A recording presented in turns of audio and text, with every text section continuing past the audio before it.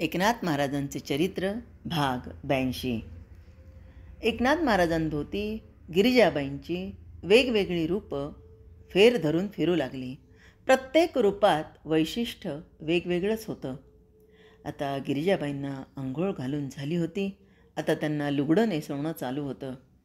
तिथे भिंतीकडेला बसलेले एकनाथ महाराज चटकन बोलून गेले की हिला हिरवी पैठणी नेसवा.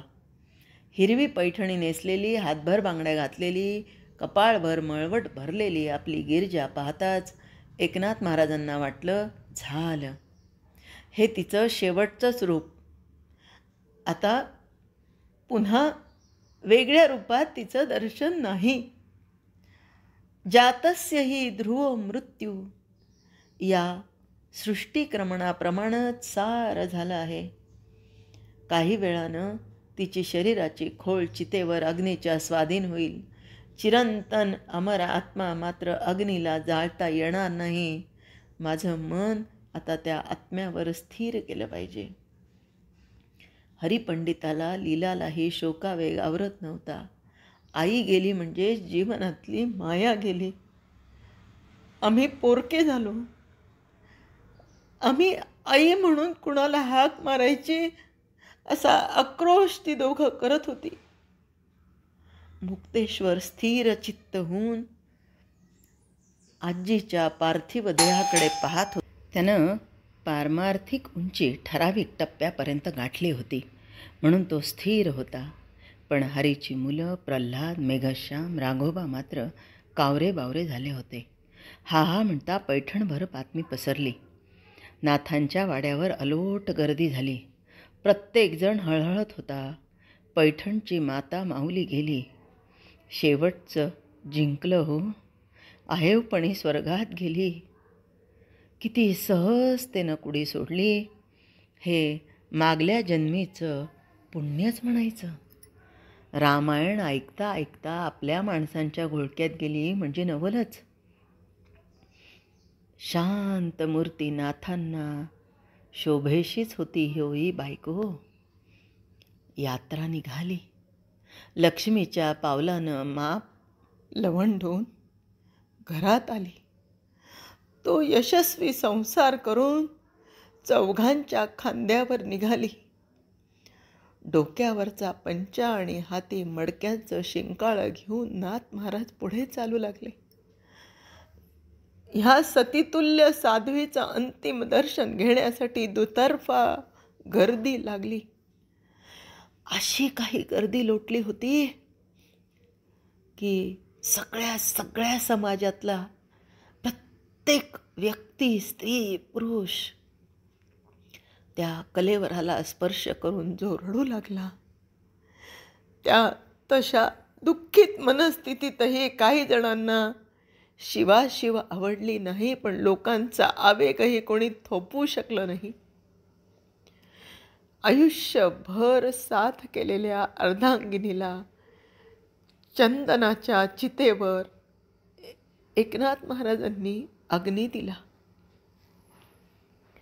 विवाह प्रसंगी अग्नीच्या साक्षीनंच गिरिजेच्या वडिलांनी आपली पोटची पोर ही सोनसाखळी एकनाथ महाराजांच्या स्वाधीन केली होती. आज एकनाथ महाराजांनी तिला आपल्या हातानं अग्नीच्या स्वाधीन केलं. जीवनपटावरचं केवढं हे दोन परस्पर विरोधी प्रसंग आहेत ना. ज्वाळा उंच उंच चालल्या होत्या. त्या अग्निशिखरावर बसून ही सती स्वर्गारोहण करत होती. उंजळीतल्या पाण्याचा एक एक थेंब ठिपकावा इतका शांत गतीनं काळ संपत होता. माणूस असतो, त्याची उपस्थिती जाणवत नाही, पण तो नसला म्हणजे मात्र त्याची अनुपस्थिती विशेषत्वानं जाणवते. हरी, कमळाबाई, प्रल्हाद, मेघश्याम, राघोबा, लीला, मुक्तेश्वर हे सगळे निकटवर्ती नातलगांना गिरिजाबाई अहोरात्र घरातच असण्याची सवय होती. त्यांना घरात वावरताना पाहण्याची सवय होती. आता मात्र गिरिजाबाईंचं नसणं फार बोचत होतं.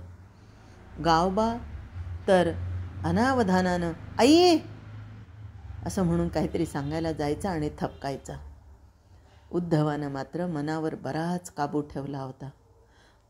तो अहर्निश नाथांच्या भोवती असायचा. त्यांची मनस्थिती जपण्याचा प्रयत्न करायचा. हल्ली फावल्या वेळात एकनाथ महाराज बुद्धिबळाचा डाव मांडून बसायचे आणि मग त्यांचा प्रतिस्पर्धी व्हायचा उद्धव. खेळात तरवेज असलेले नाथ महाराज आता मात्र केवळ वेळ घालवण्यापुरताच हा डाव मांडायचे. अर्थात सरशी उद्धवाचीच व्हायची. नाथ महाराज म्हणायचे, बुद्धिबळाचे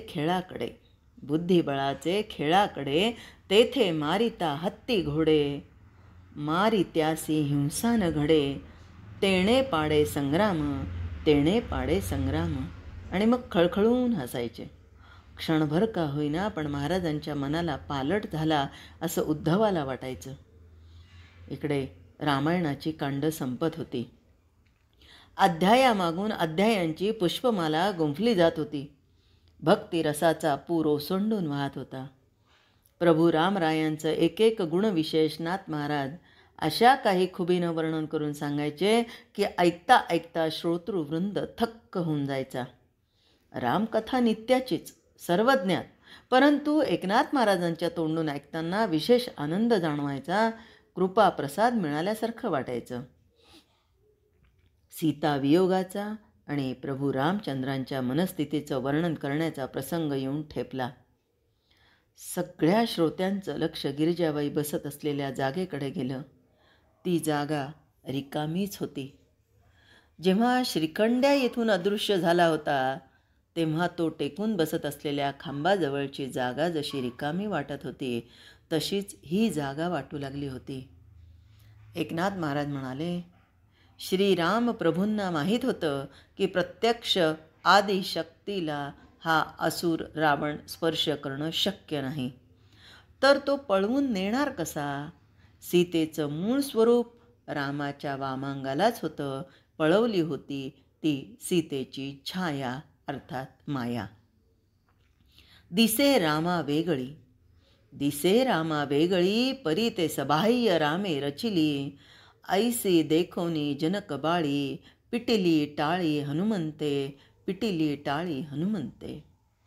राम हा ईश्वराचा अवतार, तरी सीता हरणानंतर तो ढसढसा रडला. त्यानं झाडांना, वेलींना, दगडधोंड्यांना सुद्धा मिठी मारून विचारलं, सांगा माझी सीता कुठे आहे? सांगा माझी सीता कुठे आहे? राम जरी देव होता तरी माणूस म्हणून जन्माला आला होता. मधूनच नाथ महाराजांचं लक्ष गिरिजाबाईंच्या रिकाम्या जागेकडे जायचं. त्यांचं मन व्याकुळ व्हायचं आणि लगेच निरूपणाला सुरुवात करायची. तो देव असला तरी त्याला मानवी सुखदुःख सोसणं भाग होतं आणि त्याप्रमाणे भावना हेलावणं हा सहज नैसर्गिक भाव होता. बाह्य दिसे हीन दीन, अंतरी दिसे सुप्रसन्न, बाह्य दिसे अतिखिन्न, अंतरी चैतन्य चिन्मात्र ज्योती. पत्नी विरहा किती व्याकुळ करणार आहे ते फक्त अनुभवी जाणतील. त्यात सीतेसारखी सद्गुणी पत्नी असेल तर ती रामासारख्या सर्वज्ञ पुरुषालाही रडायला लावते. अर्थात दुःखित होणं हा पतीचा सहज स्वभाव असतो. त्यात कृत्रिमतेचा लवलेशही नसतो. अत्यंत हळुवारपणे नाथांनी हा सीतावियोगाचा प्रसंग वर्णन केला. कारुण्यानं उथमलेला हा प्रसंग ऐकताना श्रोत्यांच्या डोळ्यातून अश्रुधारा वाहू लागल्या. राम सीतेच्या जागी त्यांना एकनाथ महाराज आणि गिरिजाबाई दिसू लागले. काळ पाखरांचे पंख लावून उडत होता. बघता बघता गिरिजाबाईंचं वर्ष श्राद्ध झालं. उद्धवाची मनस्थिती मात्र उपरी झाली होती.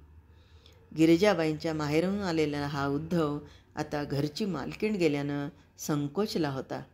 त्याला इथं राहणं प्रशस्त वाटेना. केवळ रामायणाचं श्रवण अर्धवट सोडायला नको आणि वर्षश्राद्ध झाल्याशिवाय काही बोलायला नको म्हणून तो गप्प होता. तो हरीला म्हणाला, मी आता परत वैजापूरला जावं म्हणतो. हरिपंडित चटकन म्हणाला, मामा मामा तुला इथं राहण्यात कानकोंडेपणा वाटतो का काय? अरे आम्ही तुझे कुणीच नव्हे का? उद्धव अडखळत म्हणाला, नाही तसं नव्हे रे हरी, पण पण ताई. आता पण नाही आणि परंतुही नाही. तू बाबांना गुरु मानलायस ना, तेव्हा तुला गुरुगृही राहायला कसलाच संकोच नको, समजलं मामा? आता 65 उलटलेले नाथ महाराज म्हणजे त्यांची वृद्धावस्था. पण त्यांचं आरोग्य चांगलं होतं. वाणी खणखणीत होती.